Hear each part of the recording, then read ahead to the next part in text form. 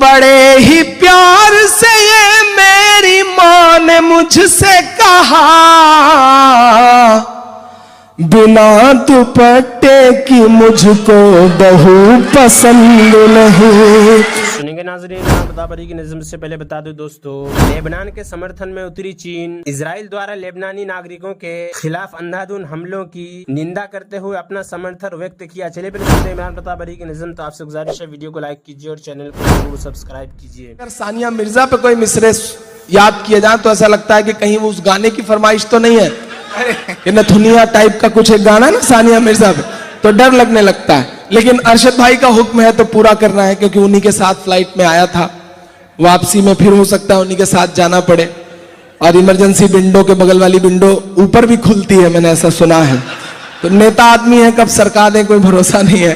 تو میں ان کا حکم پورا کر دے رہا ہوں. 4 مصرے پڑھتا ہوں. بڑوں نے یہ مصرے نہیں سنے ہوں گے، تھوڑی سی بدماشی بھرے مصرے ہیں.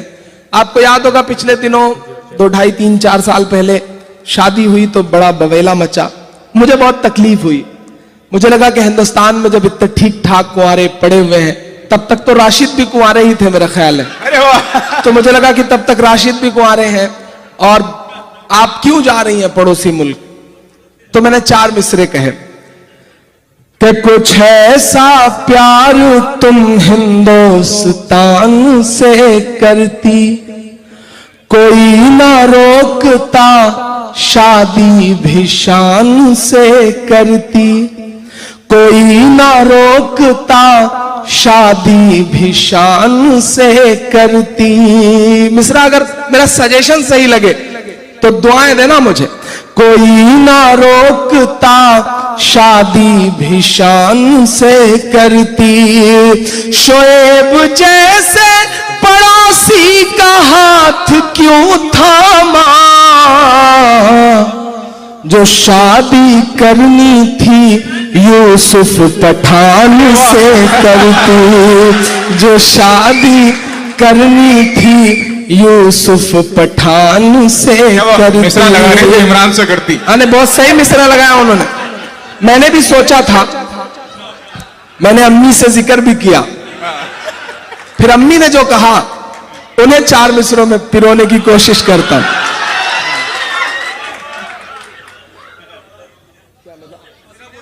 اچھا میں نے سوچا آنسو پہنچنے کے لیے دے رہے ہیں.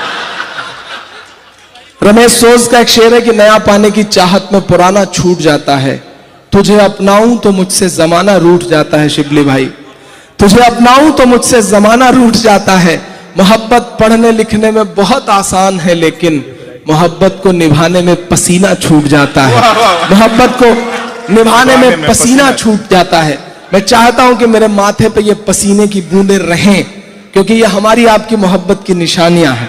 میں مصرع پڑھتا ہوں.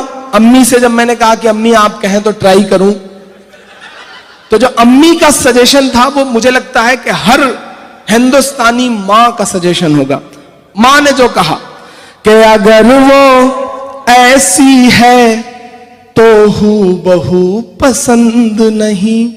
ماں کہہ رہی ہیں، مجھے تو تھیں فی الحال، کہ اگر وہ ایسی ہے تو ہو بہو پسند نہیں، بہت زیادہ ابلتا لہو پسند نہیں، بہت زیادہ ابلتا لہو پسند نہیں. بڑے ہی پیار سے یہ میری ماں نے مجھ سے کہا بنا دوپٹے کی مجھ کو بہو پسند نہیں، بنا دوپٹے کی مجھ کو بہو پسند نہیں. اگر وہ ایسی ہے تو ہو بہو پسند نہیں. میں نے حکم پورا کیا. اب آخر میں 5-7 منٹ اپنی اور آپ کی دونوں کی کوششیں اور فرمائشیں. ناظرین عمران پرتاپ گڑھی کی نظم سننے کے بعد آپ اپنی رائے میں کیا کہنا چاہتے ہیں وہ نیچے کمنٹ باکس میں ضرور بتائیں. دفن کے مسائل. میت کا دفن کرنا فرض کفایہ ہے، جس طرح اس کا غسل اور نماز. مسئلہ جب میت کی نماز سے فراغت ہو جائے تو فوراً اس کو دفن کرنے کے لیے جہاں قبر کھودی ہے لے جانا چاہیے. مسئلہ اگر میت کوئی شیر خواہ بچہ یا اس سے کچھ بڑا ہو تو لوگوں کو چاہیے کہ اس کو دستے بدستے لے جائیں، یعنی ایک کو اپنے دونوں ہاتھوں پر اٹھا لے، پھر اس سے دوسرا آدمی لے لے، اسی طرح بدلتے ہوئے لے جائے۔ اور اگر میت کوئی بڑا آدمی ہو تو اس کو کسی چادر یا چارپائی وغیرہ پر رکھ لے کر جائے اور اس کے چاروں پائیوں کو ایک ایک آدمی اٹھائے۔ میت کی چار پائی ہاتھوں سے اٹھا کر کندھوں پر رکھنا چاہیے، مثلا مال و اسباب کے شانوں پر لاد کر لانا مکروہ ہے۔ اسی طرح بلا عذر اس کا کسی جانور یا گاڑی پر رکھ کر لے جانا مکروہ ہے، اور عذر ہو تو بلا کراہیت جائز ہے۔ مثلا قبرستان بہت دور ہے، میت کے اٹھانے کا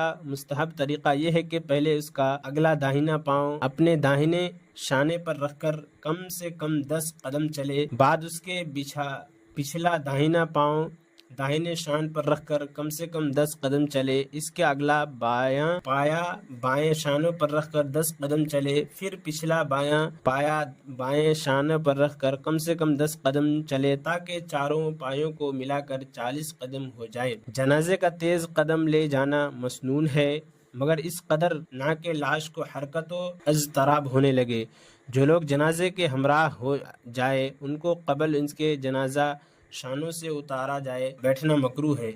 ہاں اگر کوئی ضرورت بیٹھنے کی پیش آ جائے تو کچھ مذائقہ نہیں۔ جو لوگ جنازے کے ساتھ ہو ان کے جنازے کے پیچھے چلنا مستحب ہے، اگرچہ جنازے کے آگے چلنا بھی جائز ہے۔ ہاں اگر سب لوگ جنازے کے آگے ہو جائیں تو مکروہ ہے۔ اسی طرح جنازے کے آگے کسی سواری پر چلنا بھی مکروہ ہے۔ جنازے کے ہمراہ پیادہ یا چلنا مستحب ہے، اگر سواری پر ہو تو جنازے کے پیچھے چلے۔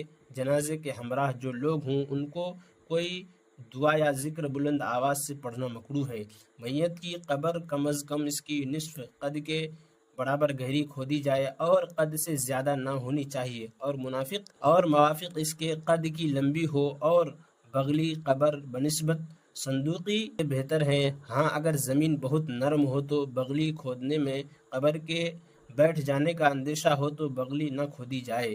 مسئلہ جب قبر تیار ہو چکے تو میت کو قبلہ کی طرف سے قبر میں اتارے۔ اس کی صورت یہ ہے کہ جنازہ قبر سے قبلہ کی جانب رکھا جائے اور اتارنے والے قبلہ رو کھڑے ہو کر میت کو اٹھا کر قبر میں رکھ دیں۔ قبر میں اتارنے والوں کا طاق یا جفت ہونا مسنون نہیں۔ نبی کریم صلی اللہ علیہ وسلم کو آپ کی قبر مقدس میں 4 آدمیوں نے اتارا تھا۔ میت کو قبر میں رکھتے وقت بسم اللہ وعلی ملت رسول اللہ کہنا مستحب ہے۔ قبر میں رکھ دینے کے بعد کفن کو وہ گرے جو کفن کے کھل جانے کے خوف سے دی گئی تھی کھول دی جائے، بعد اس کے کچی اینٹوں یا نرکل سے بند کر دے۔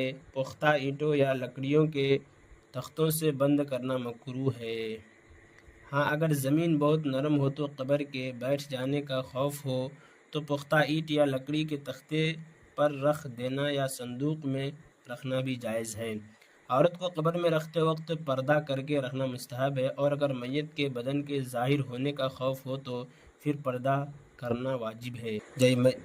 جب میت کو قبر میں رکھ چکے تو جس قدر مٹی اس کے قبر سے نکلی ہو وہ سب اس پر ڈال دے، اس سے زیادہ مٹی ڈالنا مکروہ ہے۔ اور عمران پرتاپ گڑھی سے جڑی خبروں اور نظموں کے لیے ہمارے اس چینل کو ضرور سبسکرائب کریں۔ ملتے ہیں کسی اور ویڈیو میں اسی نئی نظم اور نئی خبروں کے ساتھ، تو جب تک کے لیے دیجیے مجھے اجازت اور رکھیے اپنا خیال۔ آپ دیکھ رہے تھے دیہات کی آواز اور میں آپ کے ساتھ محمد ثاقب۔ السلام علیکم ورحمۃ اللہ وبرکاتہ۔